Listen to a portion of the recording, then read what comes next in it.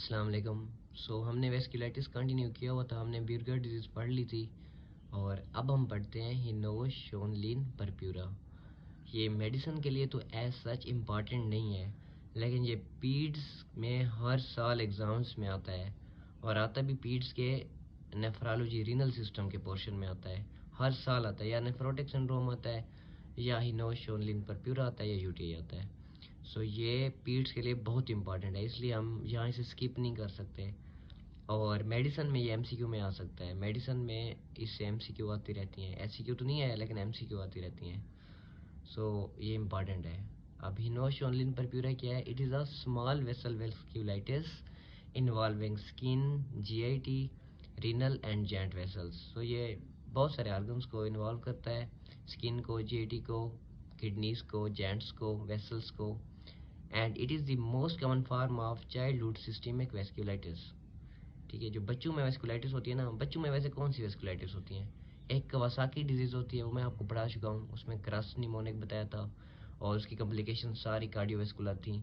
और उसमें जो सबसे इंपॉर्टेंट बात थी, स्टीरॉयड्स कंट्राइंडिकेटेड थे। बाकी सारी वेस्कुलाइटिस में स्टीरॉयड मेन ट्रीटमेंट है, वहाँ पे कंट्राइंडिकेटेड थे। बच्चों में एक कवासाकी डिजीज़ होती है, वो भी आपकी पीड्स के लिए अहम है, और दूसरी बच्चों में होती है हिनोशोनलिन परप्यूरा। और जो बच्चों में वेस्कुलाइटिस होती है उनमें से मोस्ट कॉमन है भी हिनोशोनलिन परप्यूरा। और ये मेल में ज़्यादा होती है फीमेल से, और बच्चों में ज़्यादा होती है एडल्ट से, और विंटर सीजन में ज़्यादा होती है समर सीजन से। अब क्लिनिकल फीचर क्या है? ये मोस्टली होती है after upper respiratory tract infection, कोई इन्फ्लुएंजा वगैरह का, कोई कॉमन कोल्ड, कोई मतलब इन्फेक्शन होता है, उसके बाद फिर ये होती है डिजीज़। और इसकी अब सिम्टम्स क्या हैं? Palpable purpura on extensor surface, हमारी जो बट्टक है और लोअर एक्सट्रीमिटीज़ हैं, यहाँ पे स्पॉट्स बनते हैं, परप्यूरा बनते हैं पाल्पेबल, जिनको आप पाल्पेट भी कर सकते हो। एक ये है मैनिफेस्टेशन, जिसे आप स्किन की मैनिफेस्टेशन कह सकते हैं। बाकी जीएटी की क्या है? कोलिकी, एब्डोमिनल पेन और इंटरसेप्शन। ठीक है।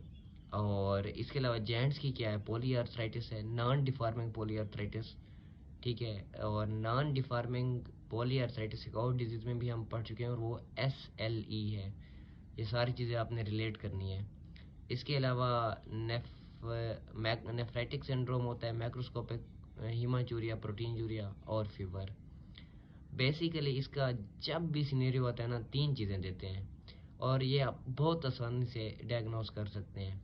एक आपको एब्डोमिनल पेन कहेंगे, एक आपको एक्सटेंसर सरफेस पे परप्यूरा या स्पॉट्स का कहेंगे, और तीसरा आपको कहेंगे मतलब मैक्रोस्कोपिक हीमाचूरिया नेफ्राइटिक सिंड्रोम या प्रोटीन यूरिया का।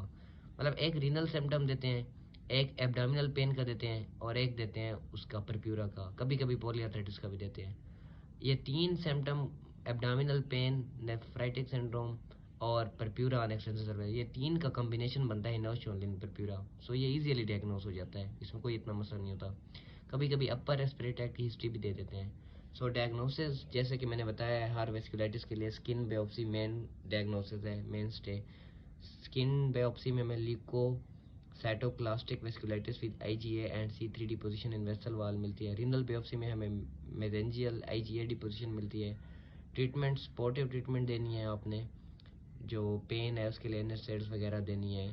ठीक है। और इस तरह अगर एनीमिया हो तो ब्लड सपोर्ट देनी है, इसको सपोर्टिव ट्रीटमेंट कहते हैं। इसके अलावा हमने स्टीरॉयड्स देने हैं विद और विदाउट डिमांड्स फॉर रीनल और सीवियर डिजीज।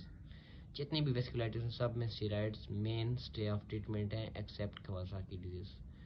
आगे हम स्टार्ट करते हैं नेक्स्ट चीज़। उम्मीद है आपको ये समझ आ गई होगी।